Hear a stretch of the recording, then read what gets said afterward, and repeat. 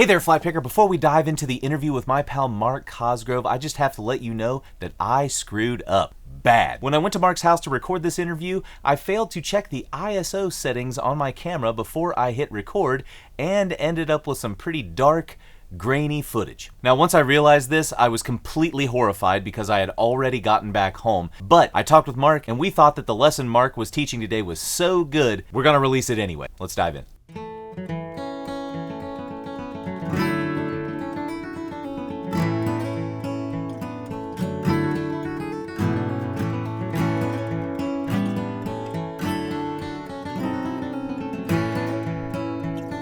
Hey there, friends. I'm back here at my buddy Mark Cosgrove's studio, and we kind of got talking about this topic that really comes up on the channel a bunch in the comments section. How can players kind of get off of the intermediate plateau? If you already know some tunes, if you can maybe play a melody or two solos on your favorite tunes, how can you get past that intermediate plateau, start to improvise your own breaks, and maybe be a little freer with this? And Mark has a pretty interesting challenge and argument for something that we might be wanting to do here today. So we're going to go ahead and dive straight into that. If you guys aren't familiar with Mark Cosgrove, Mark is the 1995 Winfield National Flat Pick Champion. He is also the 1994 Doc Watson champion for Merlefest, and you've won like 8 trillion other contests along your way too, right? But I'm getting over it. But he's getting over it. So yeah, let's go ahead and dive in. Hayes and I were talking, and Hayes, well, he's way more tuned into everything than I am. I don't know about that, man. But one thing he's in tune with is what people are wanting to know about, maybe jumping from an intermediate level where you know the chords to the tunes that you're singing, or maybe you know the chords to the fiddle tunes you're playing, and you know one or two passes. Maybe you know the melody, and if my hope that you have learned the melody really carefully, and then maybe you have another version, your second break, so to speak, where you've got some variations that you're playing and you're messing with, but you're frustrated about how to kind of get out of that level. Yeah. And the folks you're playing with, everybody's the sweetest people in the world, but they're not bringing you to a higher level, in spite of the fact that everybody's trying to do the same thing, and it can get a little frustrating. And I'm going to make the case here. I'll tell you a little story. When I was playing with Jerry Douglas, he was, of course, he's an amazing band leader, and really he's a pretty funny guy. And for a couple of shows there, he didn't do it for very long, but for a couple of shows there, he'd introduce me, and he'd say, and he's a national flat pick champion, and then right on the heels of that, he would say, but he kind of got over it. Which was, I always thought it was really funny. And yeah, do you need some ointment for that? Yeah, burn? there are certain drugs, Class A drugs, that you can take to rid yourself of what that does to you. And I get it, that contest playing is quote unquote not for everybody. It isn't.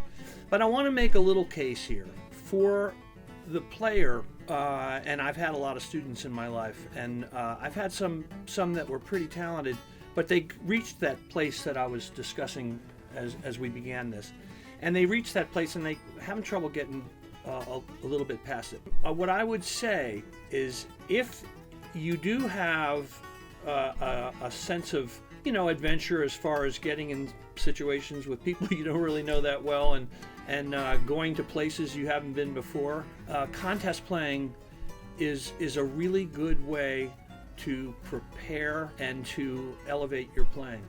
And I'll tell you why. Because you'll go your first time to a contest, and you may have a pretty damn good first pass of the melody, very good, say, and then you've got a strong second pass where you've thought out some improv and you're sticking with it. You kind of wrote a part, so to speak. Then maybe a third pass where, when you're feeling good, you play some smoke and stuff.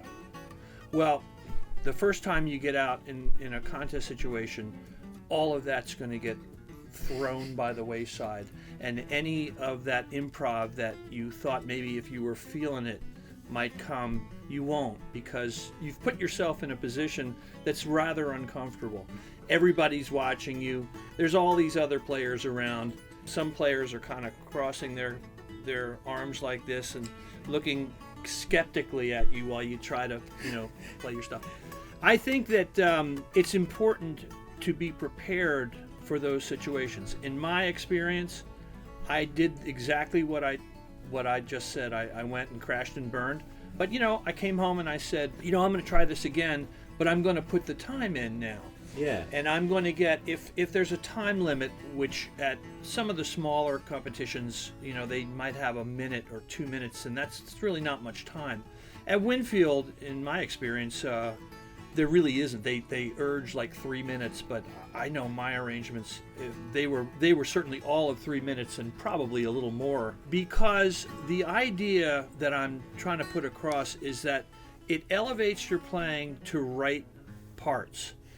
To think through ingredients that you want to include in an arrangement that are effective, and you want to catch people's ear. The more original they are, and the more like you and not like some other player that you've heard or someone that's had success at this, you want to sound like yourself. You want to get your own kind of sound going.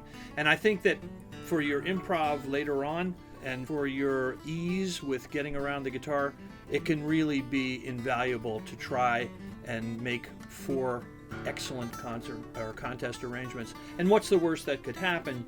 You have 4 good arrangements. Exactly, right? And you may not win the contest, but you've won at guitar playing, right? Well, you have put the time in, and if you make, maybe you make a recording or something, and maybe you use them however you do, but it elevates you. If you're stuck, it can really help to get you out of a rut. It's not for everybody. I love that you brought this up as a tool for people to use to elevate their playing, because like you said, there is maybe some sort of stigma surrounding contest playing in like the maybe not even like the professional players realm, but more like the, what do you want to say, like the true improvisers or like the band players realm. It's like they almost want to make that distinction between like a contest guy and a guy that plays in a band. And it's like national flatpick champion who's been a great sideman to many great artists, like it's not mutually exclusive that way.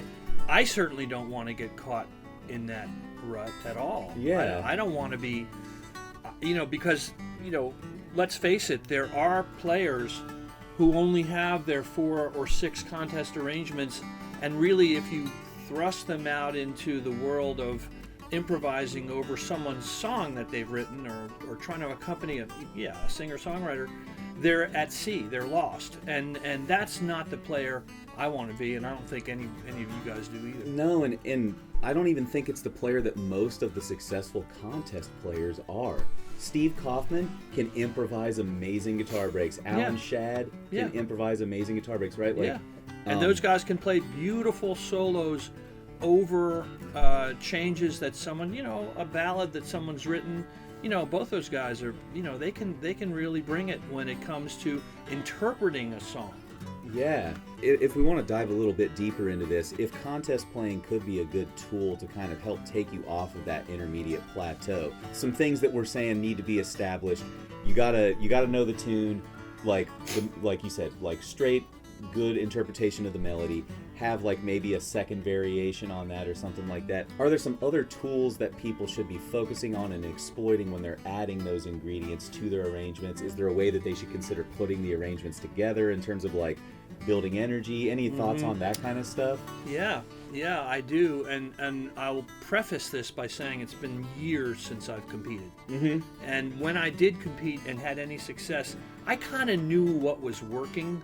And there were a lot of the judging in the bigger contests, there's a lot of the same people from year to year, and you get a kind of a feel for what they like. There was a time at Winfield when rubato intros, which I did a lot of, long rubato intros, were really acceptable. In fact, if you had an interesting one, they'd get you somewhere.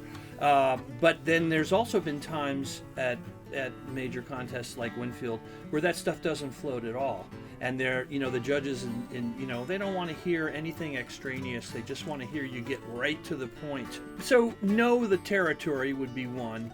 Two would be have a very clear interpretation of the melody that's really stated strongly.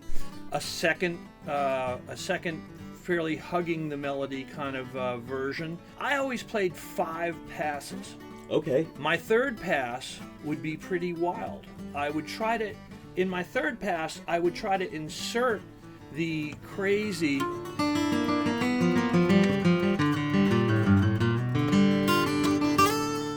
I would insert some stuff that really was not hugging the melody exactly. In fact, it was so much showy, but it would be, I tried to make it interesting, you know. So a judge would hear that and he'd go, man, I never played that before. You know, he's taking this to a place where I hadn't thought of. So there's that pass, number 4, and then the 5th pass, bring it back to where you can certainly convince a pack of judges that you do know what the song is and that you do know the melody, and restate it somehow. Maybe in a different register, maybe with some open string playing, maybe with some devices, but kind of get back to the melody. But something like you said, maybe a more dressed up version of it than pass 1. Correct. Right? Yeah. Correct. That's cool to hear. That's my, you know, as I say, I haven't been at it for a long time, although someone did send me, I did hear some of the contestants from the 2023 National Flat Picking Championships, and they were strong and very, very good. But, you know, it's changed a little bit. You know, it seems the tastes have changed a little bit, as it should. Yeah, right. It evolves over time, right? Should. I'm sure it was different in 1988 than it was in 95, than it was in 2006 or whatever what was it, 2009 when I went the first time. Yeah. Tyler Grant won the first year that I was there. And Yeah. like his stuff is way different than, you know, like a Kaufman or a Shad or a Cosgrove arrangement, you know, like it's, yeah. Yeah, absolutely. Awesome, Mark. I think that's great, man. And what an interesting take on how to get off of the intermediate plateau. Every time I talk to people about this, they're like, practice more triads or do this exercise or do this thing. But I love that yours is like preparing for a contest makes you access all of the areas of your musicality, right? That will push the ball forward and drive you toward that advanced level of play. Absolutely. And it's a forced goal because you've set this date where you're going to go to this place and you're going to reveal yourself to people. I love it, man. Well, it's like, you know, if you wait until you're ready, you'll never do it, right? You know, so just get your arrangements together, folks. Put that arrangement together. Go to a local contest, maybe, right? Don't go to Winfield the first time. You know, or something, that's a funny thing because that was what I thought I should do, but you know what? I wound up going to Winfield very first. That's the first contest I ever entered, which is, I don't recommend that. Hey, but it was like 7 years later you went back and won it though, right? Right. Yeah. I crashed and burned as I should have, and I know the reasons why. And part of my growth as a player at that time in my life was readjusting and refocusing and going back 7 years later and having a little more success. I love that, man. I tell my students this all the time, and I think my teachers were really great about this. John McGann specifically, who Mark went to high school with. High school buddies. What the heck? But failure is progress. You know what I mean? And I know that it's like, it may not seem like it, but if it's your first contest or your first year of playing contest and you're not winning, that's like probably okay and probably the way it should be and probably a learning experience. There's something you take. Absolutely. I mean, and people are smart when they go to those contests and they say, you know what, I'm going to have some fun. I have a great time on vacation and stuff like this. They're few and far between because most of us go there. We've worked hard, and or maybe we haven't, but we're wanting to do well, and there's pressure we put on ourselves. Mm-hmm. But there's a balance there maybe to be had, right? Like the kind of lightheartedness of knowing that you're playing the guitar and doing something you love, but also setting yourself against that goal. Yeah. Right? Lean into it, have fun. The social aspects are great. There's some real characters that hang around that world, and yeah, and right. you know, I mean, it's fun. It's fun to be part of that social thing. Everybody's trying to do the same. So Yeah, man. Well, I know for me, you know, I really appreciate your guidance and friendship, you know, and just to tell you guys, like, my personal story out there, like, I went to Winfield, 2009? I competed in a few contests before that, but what Mark said is absolutely true. It was kind of like everybody took me under their wing. Alan Shadd at that point in time played rhythm for me. I had no business being in the contest like you said your first year, but everyone's really chill. They're great characters and you're going to learn a lot, I think. Agreed. Awesome. Thanks for the advice, Mark. Appreciate it. People can find Mark at mcosgrove.com. He's on Facebook. He's on YouTube. Links in description for all that kind of stuff. He leads his own quartet, so keep an eye out on his website. If they're coming through your town, go buy all of his music and all that kind of stuff. And Mark, we'll catch you next time, bro. Thanks, brother. Yeah.